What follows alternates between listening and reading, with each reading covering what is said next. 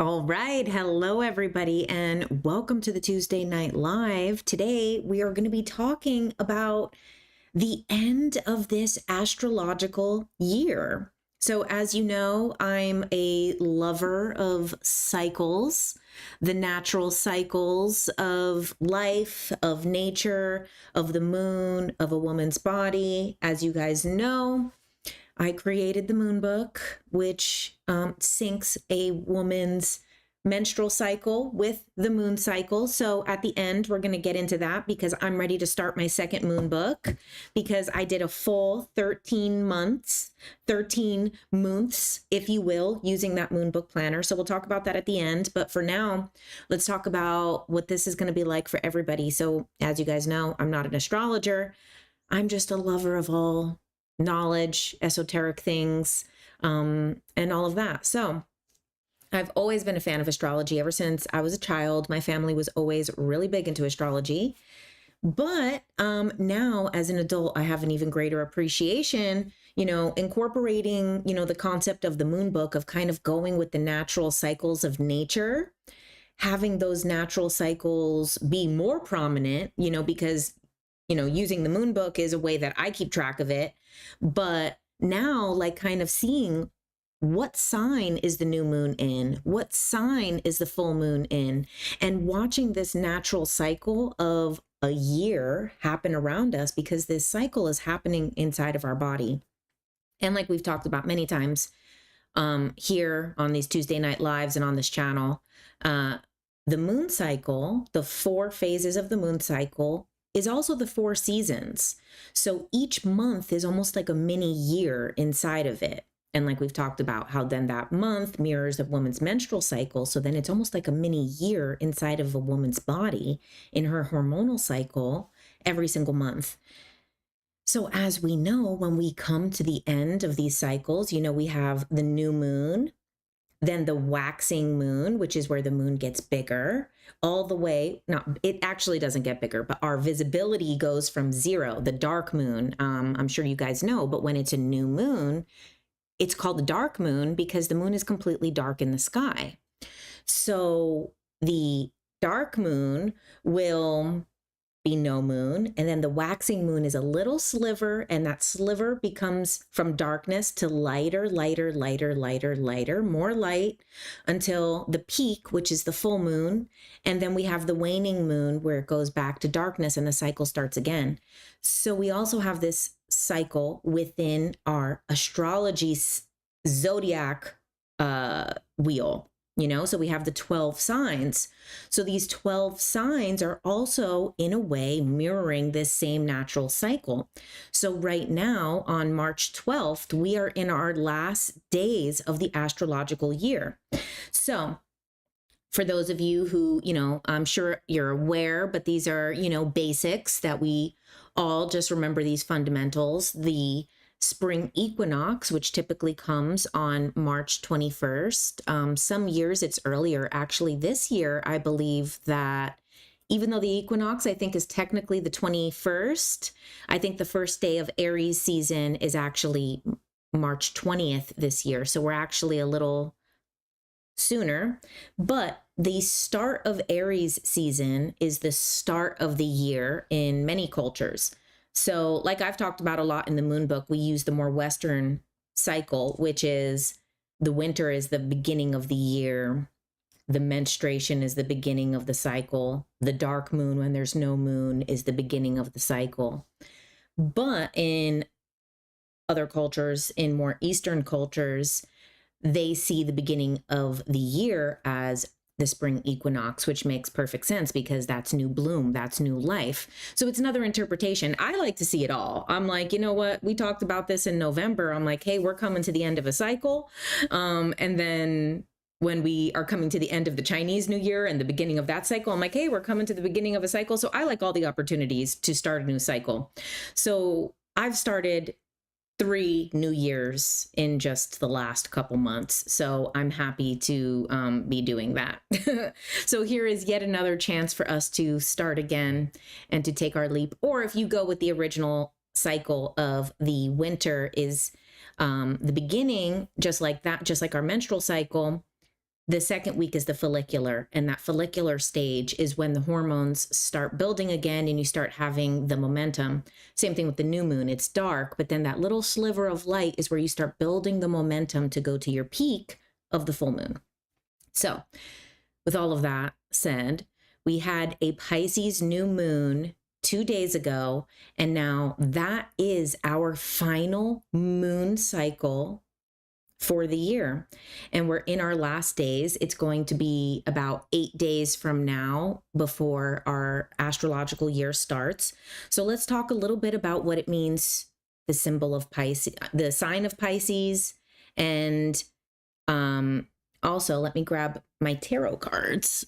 I didn't get them prepared, but we also have tarot cards that align with these two. So right away, it popped out. Okay, so the moon card, surprisingly, we have this new moon, but we also have Pisces, and the Pisces card is actually the moon card.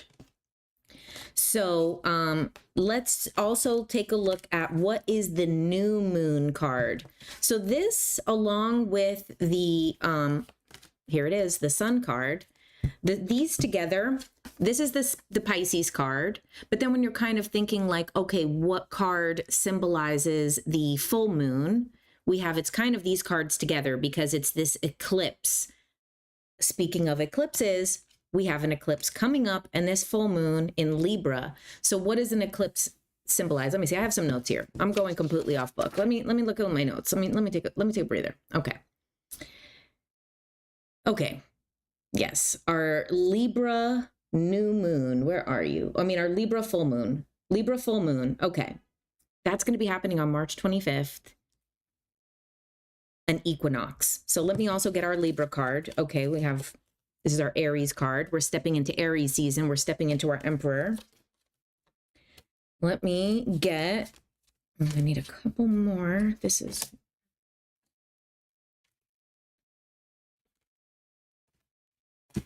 okay, almost have everything I need. I could just, there she is. And was there one more? Oh, the Justice card. Where are you? Okay, we'll find the Justice card. That's the Libra card. So we have that too. So think about, an eclipse is a total transformation, a total eclipse. So April 8th is the eclipse. I know that there's a lunar eclipse in March. I did not venture into April. You're releasing your first podcast in a year and you chose March 24th. Oh my God, that's awesome. So this is a total transformation. So when we have an eclipse, this is once again, this passage of light to dark. And then we have around the same time as this eclipse, just a couple days before, we are shifting from Pisces, from the moon card, to then the Aries card. So we have in our subconscious mind, introspection, reflection of Pisces. We have the symbolism of the Pisces card, and Pisces in general, actually, symbolism of Pisces. You know, we have these two fish that are tied together. So, you know, this is the ending of that. And then we're coming into the Ram. Let me see. I'm not completely off my notes here. Okay, so usually Aries season will start on March 21st, but like I said, this year it's actually starting on the 20th. So our equinox is actually technically 1 day sooner than it usually is. And yes, this eclipse, if you guys want to see it, it is going to be available for viewing, for your viewing pleasure. It will be visible in the Americas. And I heard that it would be partially visible in Australia, and you'll have to take a look at when that's going to be happening. But now things that we're in this in-between stage, right? So we're in these last days of the astrological year before we kick off into Aries season, into our Emperor, into back in charge of our lives. We're going through that right around the full moon, which is the eclipse of these two coming together. the sun and the moon together. And we just came from this Pisces new moon. So then the new moon card is also technically like the Fool card, right? Because the new moon is this new venture. This is this new opportunity, the setting of a new cycle, the new opportunity. Now, also connected to the moon, we have, as you guys remember when we've done this in some of the tarot stuff, is that the high priestess is the embodiment of the moon. She's the one that brings the moon and the element of water into the tarot. So we know that water is emotions. So when we're dealing with anything connected to the moon, we're also dealing with emotions. And obviously that makes sense with Pisces season. And then we're going to be now eclipsing into Aries season. And that eclipse is happening in the full moon of Libra, which is great because what we have with that is all about balance, harmony, justice. And we're having this water sign and this fire sign, the end of winter, the beginning of spring, the death of a cycle, the rebirth of another. So when we, in these last days leading up to our technical like new year astrologically, what can we do to honor ourselves during this time, right? So this is a really good time to, it's hard around the holidays, New Year, all of these things. You're around family, kids are home from school, all of these things are happening. It's hard to sometimes truly reflect on the year that you've had. But if you were to take a look back and reflect on, oh, thanks, Turn Racing, for the super chat. What do you think about sidereal astrology versus modern Western astrology? To be honest with you, I am no expert. All of these different methods. I think the method I use, is Placidus? I think that's what. But I only use the one that I always have used. Now, I am also a fan of Vedic astrology. Because I really like those Rahu cycles, those 18-year cycles. That makes a lot of sense to me. But I'm no astrologer. I'm an astrology enthusiast for my whole life. So, but as far as the different things, I don't really do readings. And also my information has kind of been just a large accumulation over my life. And so it's funny because I have a lot of friends that are astrologers and I can keep up with them on a lot of things. But I also can't go super far. I can go to a lot of the basics of, but for a little beyond the basics, but I am no astrologer. But it is interesting. I can understand but I think that's also maybe a trait of mine in general, because, I used to manage a hair salon and I understood what all the stylists meant and what they were talking about. So I think I'm good at picking up those things also. So we also have a couple of other transits. While I say I'm not an astrologer, so of course I'm no expert of these transits, but we have a ton of stuff that's still in Pisces right now throughout the month of March, so we're going to have Venus in Pisces, Mars in Pisces. We have our Mercury shifting from Pisces into Aries. I think it just happened about 2 days ago. So see all of that Piscean energy, that Pisces. Let me see some of my notes here. Reflection, celebration, feelings, intuition, spirituality, compassion, universal connections, all of these things. Mars representing our drive, our action. We're still in this introspection time collectively. When Venus is in Pisces, our emotions are still in an introspective time right now. And I think that's what's happening. What's happening with the world is a very manifesting generator of you. Yeah, that's so true. For me to be able to just pick up with whatever, I'm yeah, sure, I know. I'm right along with it. So now we have between these two things, what I think is really interesting, because we're coming from our Pisces new moon to our Libra full moon. So the Libra is going to be, balance, justice, charm, diplomacy, all of these things, being diplomatic, being, finding a middle ground, finding some balance. But then we have the Pisces side, which is going to be, a little bit more on the spiritual, emotional side, more towards compassion. So I think this is right now, maybe some people are going to be finding a balance. And this is not my astrological prediction. I just think between the symbolism of these things and the cards that are connected, we're coming from then the moon card to the justice card. Where is that dang Justice card? Here we go. So you see, you know, the Justice card and the Moon card, like this is kind of, you know, introspection. Sometimes the Moon card could be lies. Sometimes it could be things coming to the surface. Sometimes it could be the subconscious mind. So it makes sense that right now at the end of this cycle, a lot of people have shadow work coming up. I mean, you guys saw in my Substack all the stuff that was coming up for me. And everyone I talk to is having some similar things, talking about shadow work, talking about not just, you know, only looking into the light, looking at that darkness. Let's talk a little bit about the moon. I feel like this is not all my notes. I'm being honest with you. I don't think this is all my notes because my printer was acting really weird. But this is also this transition, you know, to the moon, femininity, as we know, we talk about in the moon book and stuff. And then we have the eclipsing to the sun. And the sun, you know, we have these cultures that were moon worshiping cultures. And then now we have basically mostly sun worshiping cultures, where then, you know, a woman's body was running on this 28-day cycle. A man's hormonal cycle is running on the sun cycle.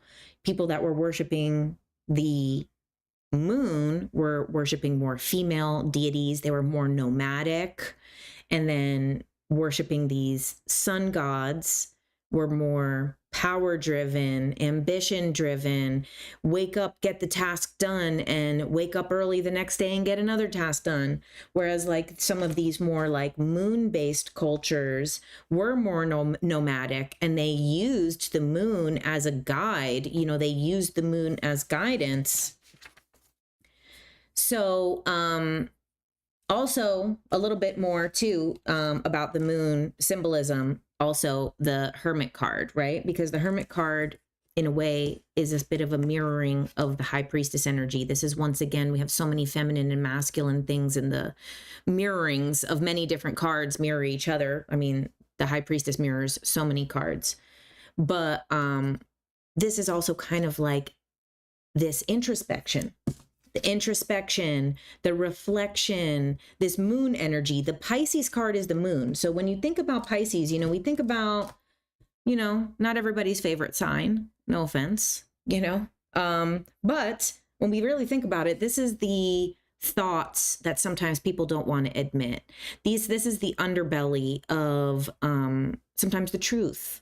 Sometimes there's deceit that needs to come to the surface, something that needs to come to light, something that can only be seen in darkness, in a dark night of the soul. So where does that leave us with all of this kind of symbolism? And we can use, like, I mean, that's why I like to use the tarot cards, because, you know, we can think about these signs, but when you think about these as signs, you might think about people that are Pisces or people that are Libras or something like that. But when we think about them in the language of tarot, we're thinking about what these mean as concepts, as beliefs, right? So when we're stepping from Pisces season into Aries season, the Emperor, which, by the way, let me get this other tarot decoded.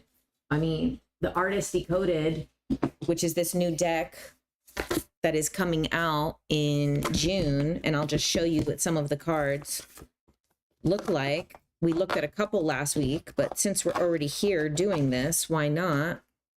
Look, okay, so the Fool card, this is very much like our new moon card. We have one last moon cycle in Pisces, and that is interesting. You know, this new moon didn't need to come in Pisces. It could have came a little bit, you know, I mean, maybe would it not have worked, but, you know, it usually does work out that way. However, the reason that we have this last moon being about reflection, about unearthing the stuff from the night.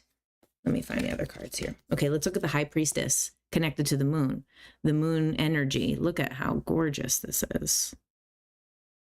Look at that, High Priestess. The Emperor, this Aries energy that we're stepping into. I love these dark faces. Okay. The Hermit, again, this is one of the moon cards. This is more the masculine introspection compared to the High Priestess, look at this. This is the Justice card. The Scales. Okay. Let me find the Moon card. The Star is gorgeous. Look at this. The Star. That's stunning. Here's the Moon. And then the Sun card, like we said, the Moon and the Sun card together are kind of like the full moon, because that kind of represents like the cycle. Okay, that's it for now. So where does that leave all of us? This stuff is all in Piscean energy right now. So what we need to do, because it's, even though every year this is going to be in Pisces, that doesn't mean that Venus and Mars and Mercury is just transitioning. Doesn't mean that all of this stuff is in Pisces. Like if you're having a baby now, the baby is Pisces everything. Pisces stellium right now. So this is the time of reflection and introspection. So what do you want to do this? Oh, hi, Emma. Thank you for your super chat.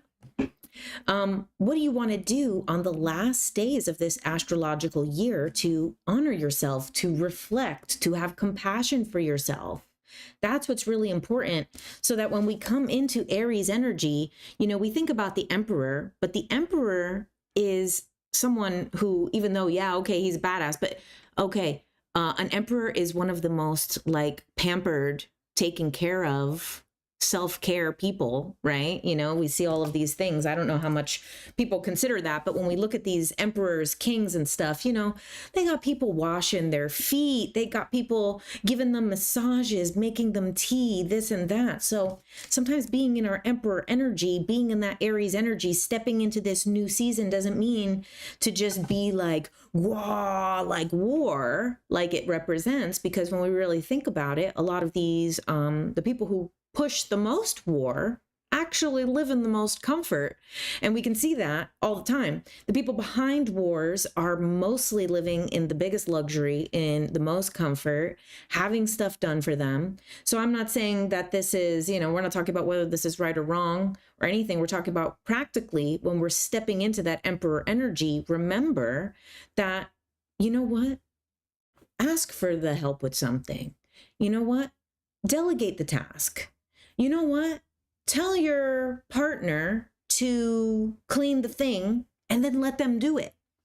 Let them do it. And don't later on, they didn't do it good enough, let it go. Let them do it. Now that's off your plate. And maybe they'll get better at doing it over time. So let's talk a little bit about,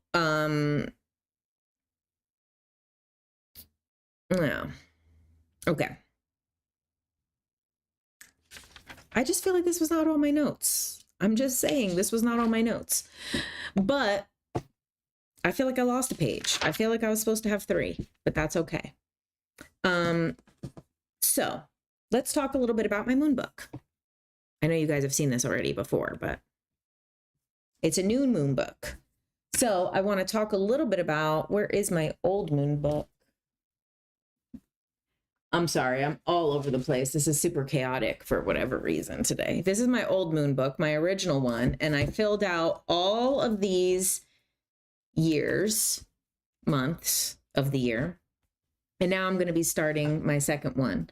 So I'm going to show you guys a little bit about, this is how women can, but everyone really can have the benefits of it. But how, as women, the way that like we can lean into this right now and be like, okay, it's a new moon in Pisces. How do I lean into this energy? Okay, this is the beginning of a new cycle. What does Pisces represent? Let's just go to the, okay, so there's all this stuff, but let's just go to what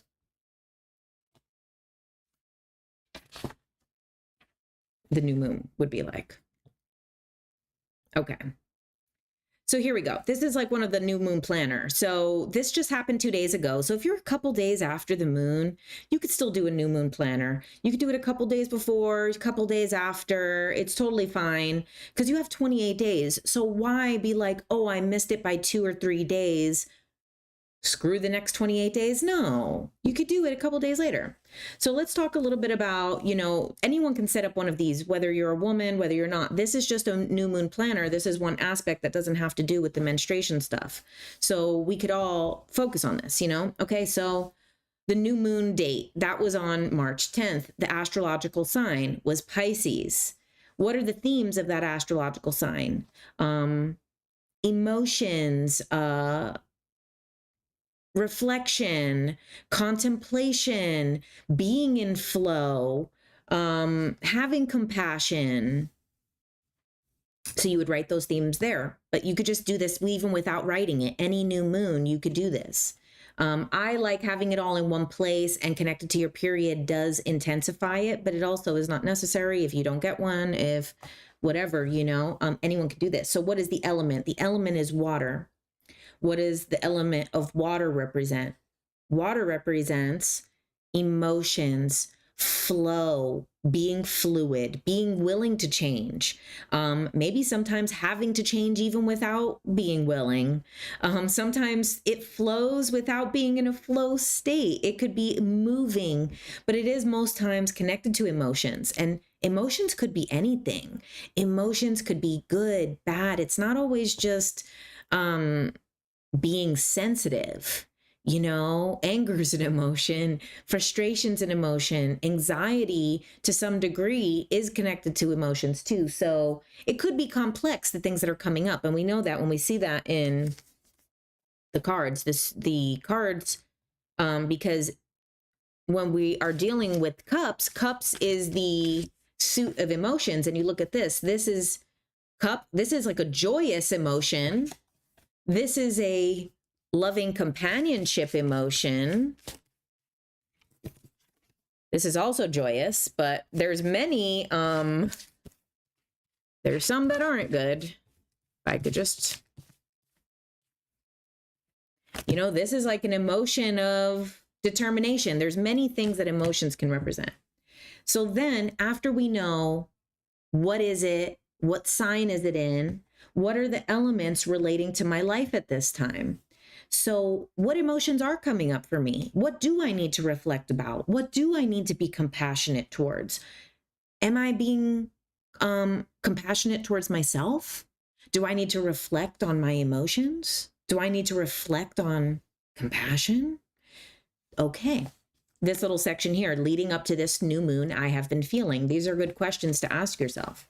And then what is my vision for this cycle? So I like in the beginning of a cycle, of a new moon cycle, to set intentions. So what are your intentions for this next 28 days? Now, their vision, whatever that is for you, think of your vision. It could just be something simple. And then below, name someone aside from yourself who also benefits from your intentions.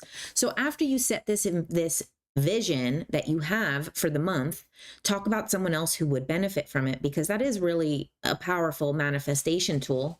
And not just as a manifestation tool, also as a good practice in life is, okay, if I'm manifesting good for myself, who does that benefit? Does that benefit my family, my friends, my partner, my job, my, whoever? And then waxing moon tasks and goals. So as we talked about, the waxing moon is when you're growing from darkness of the dark moon to the brightness of the full moon. So in that process, what are tasks and goals? And we know that that's 2 weeks apart. So then here's the tasks and goals for the next 2 weeks and for this cycle connected to this vision that I would want to take. Now, since some of you might not see this video tonight, some of you guys might see this video in a couple days, and it might already almost be time to go towards the full moon. So let's talk about how you can use this to your advantage. That's coming up. Like I said, even without the moon book, just this concept in general for the end of our astrological year, this contemplation, this reflection before we step into a new astrological year. So what is the full moon date? I believe it was March 25th. What is the sign? Libra. What are the themes of that astrological sign? Balance, harmony, justice, being diplomatic, being compromising if you have to. Also, canceling out what needs to be canceled out. Sometimes a debt needs to be paid, a thank you needs to be said. Sometimes it's canceling something out in that way. Maybe it's balance in that aspect. So those are some themes. What is the element? That is the element of air. As we know, all of the air signs have two things, which is interesting because Libra has two because of the scales, because of balance. But then when we look at Pisces, Pisces is the water sign that has two because it's two fish. So that's what's also very interesting, is that we also have this kind of duality, this light and dark, this water, Pisces, into fire, Aries. So what is the astral element? Fire. What are the themes connected to the element of fire? That's going to be drive, ambition. Now, see, we've talked about this in the tarot series when we talked about the 4 elements, and I just thought it was so good. It was so fire. And it was how, in a weird way, when you really think about fire, what fire symbolizes, it almost is different than emotions, but is similar to emotions, right? Like fire is very similar to water in this weird way, because what does fire symbolize? Drive, ambition, passion. Those are feelings, but they feel different than the watery feelings, right? And also too, as you guys know, in the moon book, we have this little cheat sheet here. So we can go to fire, we can see what do they represent? Now, the other thing too is when we're dealing with Aries, we're dealing with a cardinal sign. And the cardinal signs are the season starters. And Aries is the most starter of starters because it's the fire starter, the season starter, and the entire year starter. So with that, what are things to do with this? This is something that is ignition, igniting, setting something up for success. Also must be careful because sometimes in Aries season, things can burn out quickly. And it also can represent physical love, physical passion. So not only the emotion of passion, but the physical acting out of passion, not only ambition, but the physical acting out of ambition, not only drive, but the physical acting out of drive. You know, what are some things that you can do for a fire-based new moon, or full moon in this case? Sorry. A paper burning ceremony. Ooh, you want to really kick off the new year? And how about a paper burning ceremony? That's a great way to go from water to fire. Letting go, doing a visualization, visualizing a burning passion, focusing on your future goals. So we have these little cheat sheets here of what they represent. Like Aries represents, yeah, the full moon. Okay. Sorry. So no, sorry. I got confused. I got too hyped on this. Sorry. Let's come back to the element of air. I got too hyped on the fire. We are transitioning seasonally, but while we're in the full moon, we are still in the moon of air. So forget I said all of that. That is true. It does stand for the transition that we're having, but on this page specifically for our full moon exercise. Sorry, we are still in the element of air, which is Libra, okay? Decision making, balance, fairness, peace. And what are the themes of air? Libra, which is also a cardinal sign, mind you. It's just because it's the full moon, it's not the season of Libra. But that is also a cardinal sign. And that is the season starter for autumn. So it's not surprising that Libra represents aesthetic values. Wouldn't be surprised. Kim Kardashian is probably the most famous Libra that there is. And absolutely, Libras love aesthetic values. There is the level of weighing and judging, pushing towards balance, two opposites coming together, opposites seeking balance, even opposites coming out of balance. And then our element of air is going to be things that you could do. You could do a deep breathing exercise. You could do breath work. You can hike to a higher elevation where you're in a higher space air-wise. You could do a sound bath. You know, sound is traveling through air. You could do singing. Singing is something else that you can do for air. So the element of air is going to be, mental.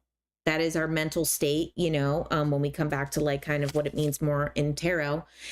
The element of air is mental, is thoughts, is all of this stuff. So balance in thoughts, balance in mind, balance in decision making. And then the name of our full moon. Can you guys tell that I was not well prepared for this episode of Tuesday Night Live? Wow, okay. Let's go to our full moon.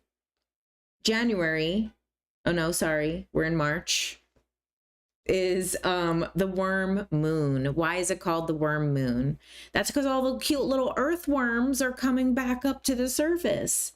In this month, the ground softens and earthworms reappear. Expect things to emerge from deep underground, revealing new possibilities. Use this moon to uncover truth and to create new projects. So this is the benefit of the full moon, is that not only do we have the astrological sign and the astrological element, we have the Farmer's Almanac, which comes from a lot of the native tribes and indigenous people. It was their names for the moons were like adopted by farmers eventually. And then the farmers kind of created the Farmer's Almanac. And then that's where we kind of have these universal names for it. So this worm, these are the earthworms coming up. This is the grounding, but also the unearthing, also the roots breaking free, coming up. This is spring. So what are these things connected to? Balance, mental, and the coming up to the surface, the unearthing, the sprouting of new ideas, the sprouting of new life. This is your intentions. Now, when we do the new moon, we set a vision. I personally don't think it's beneficial to set a vision and intention for the full moon. I think you're still in that same 28-day cycle. So what we do is we honor ourselves and we honor that process of what we've already been doing. So we start off with this full moon I am grateful for. So when the full moon is coming up in about 10 days or so, sit with yourself and say, what am I grateful for? Think about balance, think about decision making, thinking about justice of the Libra sign.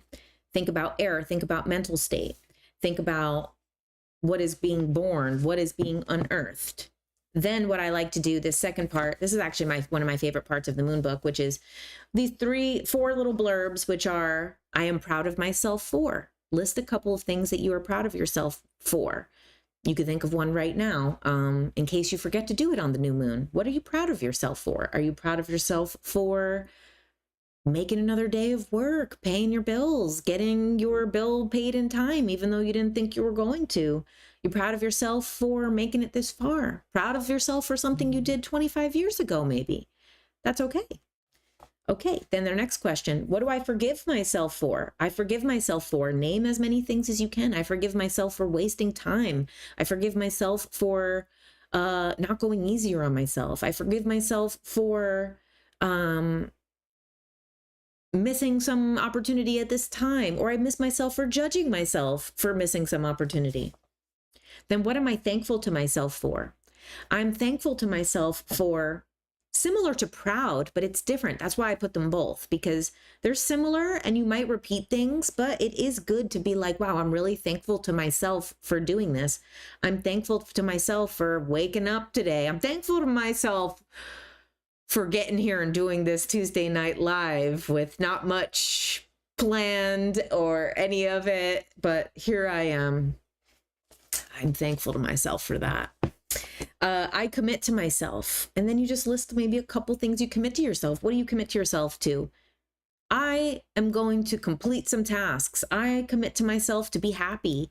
I commit to myself to make better decisions for my mental state. I commit to myself to make better decisions for my life. I commit to myself to eat healthier. I commit to myself to only use positive talk for the rest of the day. It doesn't have to be the biggest or baddest thing of all. And so the waning moon priorities. So as we remember, we have the peak of the full moon, just like the menstrual cycle. The peak is when you ovulate. And similar to ovulation, the reason why the full moon is so connected to sensuality, romance, femininity, fertility is because back in the day, there was no electricity. So it was the moonlight of the full moon, which lit up enough for people to see each other in the darkness. And that's how our ancestors were consummated. No, that's how, because the full moon was when most women would ovulate, because a lot of women even still sync up with the new moon.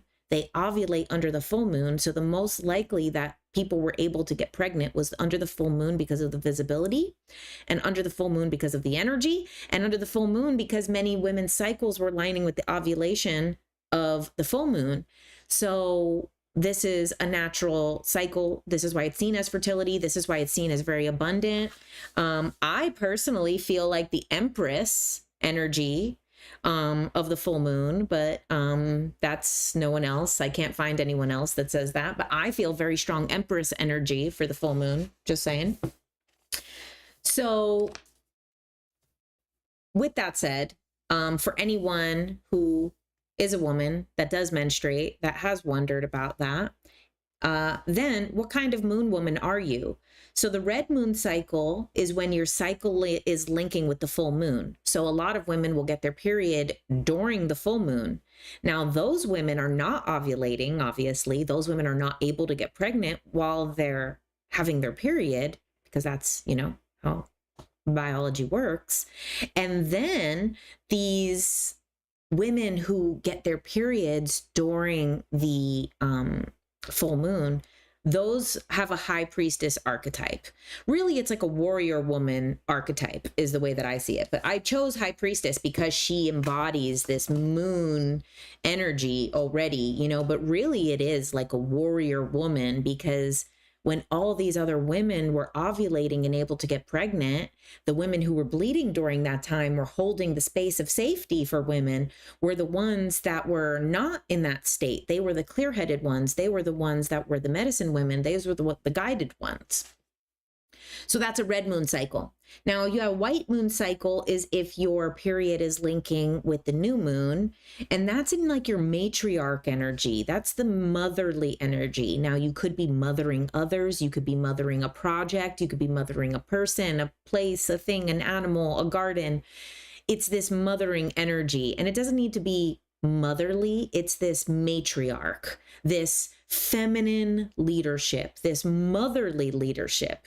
And the big difference I feel between a motherly leadership and a fatherly leadership is the fatherly leadership has like rules and laws. It is more like this justice card, right? Rules, laws, the judgment card, but the feminine leading is a lot of times allows you to go make mistakes, allows you to be like, well, I don't approve of that decision, but I'll still love you and care for you anyway. Whereas then the masculine leadership, the patriarchal leadership is my way or the highway, more emperor energy.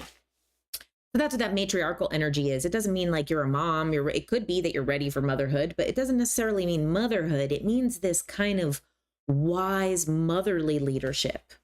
Then we have our pink moon cycle. So the pink moon cycle is the waxing moon. So this is when you're between the new moon and the full moon. So this is like, this part is, the part is when you, in nature, that would be spring, right? So that would be the spring part of the cycle, would be the waxing moon. That's when it's starting, the new things are blossoming and stuff. So if you're in that part, you're kind of in your maiden era. You're in your maiden era, okay? You're in your pink moon cycle. And I say maiden because, maiden is kind of like, it's not the matriarch quite yet. She's in her blossoming. This is like, here, let's go to some of these visuals. If that means you're expanding like a moon. You appear to be growing from darkness into light, similar to how the moon is at that stage. And in this cycle, there probably needs to be outward changes the way that like spring happens, right? So if your period is the week after the new moon, and then the week before the full moon, that means you're in your pink woman, your pink moon era, you're in your maiden era. And that means there's some outward changes. You're breaking out of your shell. There's things that are changing. And this is also a cycle that you want to be socializing a little bit more.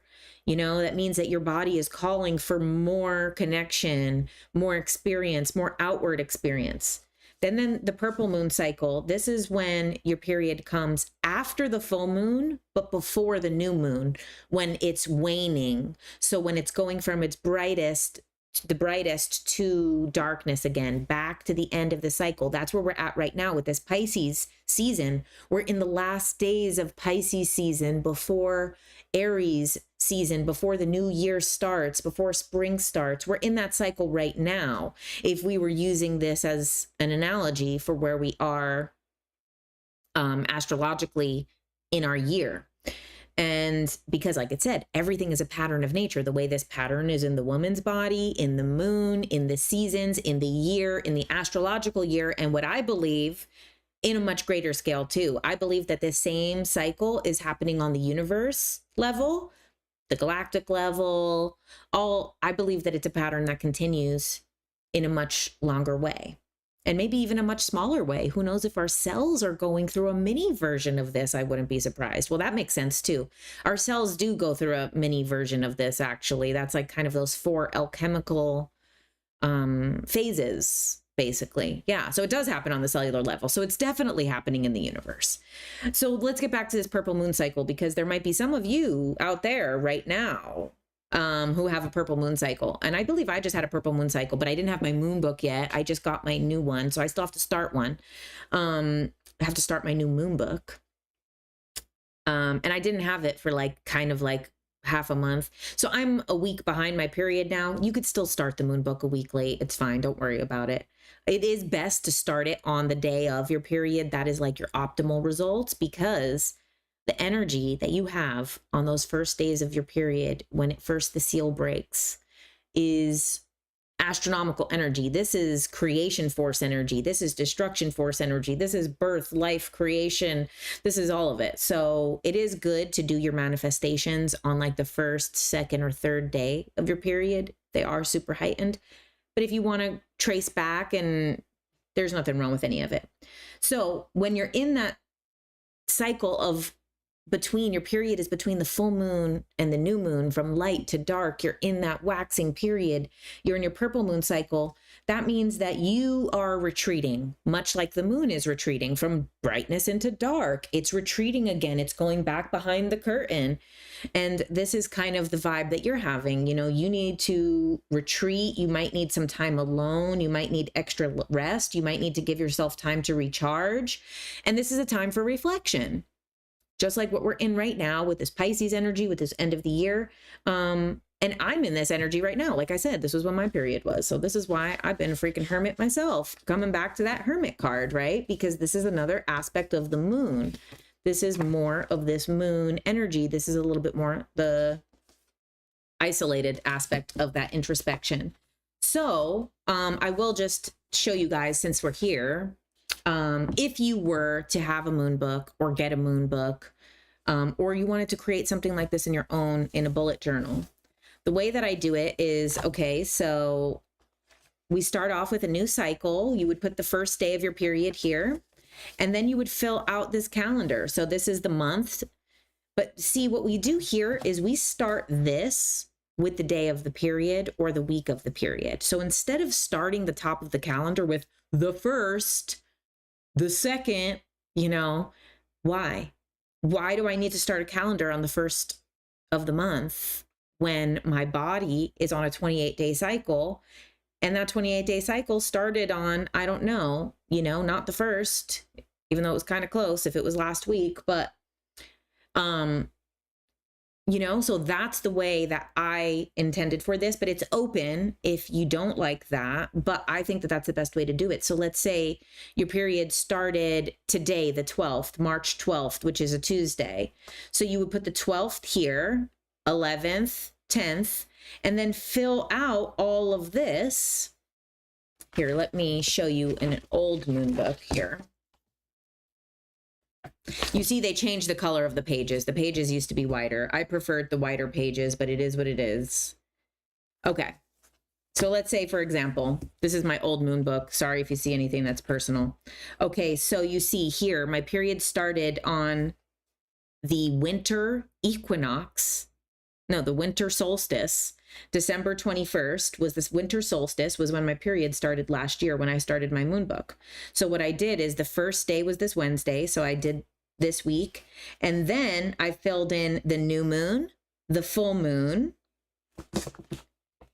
And then that it crosses over to other months. So I did up to the 31st and then I continued. And then over here, we set up our intentions. So the day you get your period, you fill out this, you do the new moon, the full moon, what day your period started, the duration you won't know till the end, obviously. And what do I want to focus on this month? But then here is what you fill out. This is your cycle desires. So you can also do this even without a moon book. When the day you get your period, you can fill this out for your month. It's just easier when it's all in one place. Menstrual, the same thing as the dark moon, as the winter, as all of this stuff. What am I releasing? What is the darkness? What am I releasing? The blood is a release. The menstruation is a release. Winter is everything dies and then goes into hiding to get all generated to grow back better. So your first week, your period week, instead of trying to get everything done, you do this month I am releasing. Okay, what are you releasing? Next, this month I would like to accomplish. The follicular stage is your spring stage, is your waxing moon, is your, transition into Aries energy. So this month I would like to accomplish, you put your goals. Ovulation, the third week. This is when you're ovulating, the time that you're most likely to get pregnant. This is when you're most social. This is when you're most likable. You actually become more attractive to other people. Your body signals and sends pheromones to people because you're ovulating, because you're most likely to get pregnant. You also find people more attractive than you would have. Sometimes you might even, swipe on some people when you're ovulating and then being like, what was into me? I don't even like this guy. So what type of social events or meetings would you like to experience? And then your luteal phase, that's your PMS phase. So what areas of self-care would I like to focus on? Because this is when you're starting to gear up again to bleed again. So then what I like to do, you see, I'll pick a color. So I'll do this peach, and then I do that 1 week peach.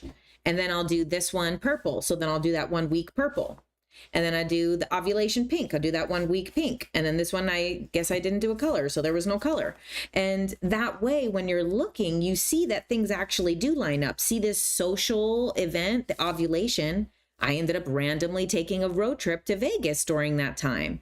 It really does help to plan your month in that way. So if you're a woman, you can do it around your menstruation. If you menstruate, if you don't, that's fine, because we have so many opportunities to do it. We have the new moon and the full moon, which is the exact same cycle. Now, let's say your period comes in the pink moon or the purple moon. You're like, oh, well, does that mess up where I start the moon book or whatever? No, you just, whatever is your, so you might get your period and then a week later do the new moon. So you get your period, and then a week later you do your new moon. And then 2 weeks later you do your full moon. And then these other ones, which are about the period, the other pages in here, then you just fill out while you have it, which is fine. And then it's the new cycle again. So it doesn't matter where it falls. It doesn't matter if, say, you get your period and then the full moon is there. So do the full moon one and then go back a page and do the new moon after, because you'll still be in that same monthly cycle. So, I mean, it's very beneficial to, the reason that I created this moon book is because this concept by this woman, Elisa Vitti, and she wrote a book called The Woman Code. And it was really about like the only way to get control of your body and your hormones as a woman is to live on this 4-week cycle and basically acknowledge that, like, and the greatest thing about living on a moon cycle, living on a moon calendar, not even just menstruation connected, but being more on a moon cycle versus the sun cycle, is when I have crazy out of whack hormones, which is also why I'm very connected to this topic, because I had terrible periods. I had all of this stuff growing up, like most women have in today's world, because we're covered in toxins and pesticides and stuff, and our ovaries are literally glands, right? So like, what can they handle and what can they produce? And what they also don't talk about is how our estrogen is one of the signals that sends, it's connected to the neurotransmitters, which then signal to us if serotonin, oxytocin, dopamine, all of these things are also signals coming from our endocrine system. Our endocrine system is under assault every day, more and more and more and more. It's been under assault. And we know this because, as those of you who are women, they tried to force us all to take birth control. And some of us actually did take birth control as teenagers. They try to get every kid on birth control when you're a teenager. And it's like, that stuff just like completely screws up your whole, and your body's already going through so much. So living on this moon-based cycle. So her idea is living on this 4-week cycle based around your period. But then I was like, it always is lining up with the moon cycle. And when my period shifts, when my period is on that new moon, I'm on fire. This time it was on that purple moon. I was not on fire. I needed to be a hermit so that then this week I could have energy and be on the new moon and be revived by the new moon. Now, sometimes, let's say your period is linking up with, say, the pink moon, so your cycle is starting, but then the full moon is right after. That's okay. That's your body signaling to you, you're ready for that outward change. And I think one of the other things that we all should keep in mind as this spring equinox approaches us is that your period might change. This is what I learned last year when the MOONBOOK had been out for a few months, and I had feedback from about 200 women in my, I did an Instagram poll, and I think it was about 250 women answered my poll and said that their period shifted cycles. Their cycle shifted either a couple days to a week around the spring equinox. And then I did a poll again around the summer solstice and then around the winter solstice. And these things all were showing that people's periods were shifting a little. So we're kind of told that the only reason that our bodies could be changing is like, oh, maybe you're pregnant, or maybe there's something wrong with you, or maybe you have some type of illness. But actually, they're completely ignoring this natural cycles that are everywhere around us. So sometimes our natural cycle also reflects that. And I've noticed now with the season changes that my period does shift a few days. And I have a period tracker that I use on my phone that I've been using for like 8 years or whatever. So I got some data about this reproductive system here. And what I've noticed over the years from tracking it is that February, I always have some weird thing around February. Almost every year we'll have February either be a longer cycle or a shorter cycle. Like either my period will come late or will come early. Now with the MOONBOOK and then 250 people answering that poll, I'm like, oh, February going into March, it is literally a season change. This is why for all of these freaking years, I'm like, why around February does my period freak out? Like, what is going on? Why do I always get like kind of certain times of the year? And what is that telling me, right? That is that end. The same thing like we're talking about with this Pisces energy, this end of the astrological cycle, this end of a cycle. Now, like really to be able to see these patterns of nature everywhere is crazy. Like, I mean, it really is incredible to be able to like see these patterns everywhere we go. Then it's like, okay, well, now I know what's happening. And same thing, like I said, living on this moon cycle, I realize now I'm just not someone who is super productive around those times of the month where the PMS kicks in and the period kicks in. That section of the month, I cannot be productive. However, when you're in it, you feel like, I'm a loser. I can't do anything. Why can't I complete a task? Why am I so freaking distracted? Why can't I stop procrastinating? Why can't I focus? And then thank God for having the moon book, for having or at least tracking your life on a lunar cycle, tracking your life on a period cycle, tracking your life on a different cycle than what is just given to us by the government, by the society, by all of this stuff, you know, by the Gregorian calendar. You know, all of these things is not how my cycle needs to work. So like, oh, now I get it. When I feel that way around that time of the month, then I can just like flip through and look at my moon book and be like, oh, well, actually, all of these tasks that I put in my new moon planner, I've got half of them done. All of these other tasks. And then when I do that reflection of, okay, I'm proud of myself for, I forgive myself for, I'm thankful for myself for, then it gives you this like good reset of like, actually, I don't need to live on this sun-based, power-based society where every single day I need to wake up at a certain time and have the same productivity, and this needs to be on a schedule in this way, when actually maybe living more on that lunar cycle is like, I'm super fucking productive in that waxing moon. That waxing moon is my jam. The new moon and the waxing moon, let's get it all done. That's how I'm like, okay, speaking of which, that's how I'm like, okay, now I can prepare for my Substack class. So it's funny the way that the Substack class has been working too with all of these moon cycles. So you guys who are on my Substack, who are paid subscribers, this coming Sunday, the 17th, I'm going to be doing another live event. It will be recorded. So if you can't attend live at noon Pacific, I have all the times listed on Substack. If you can't attend live, there will be a recording. If you are a paid subscriber, there's still the recordings of last month's, which was the Dolores Cannon past life regression. And then the month before that, which was the future self, getting advice from yourself 5 years in the future. And if you are not a paid subscriber on Substack, there's a lot of cool resources. So go to the most recent thing, and I have both of them linked. I have the Inner Child Healing Hypnosis. That's the Marissa Peer style Inner Child Healing, which is super.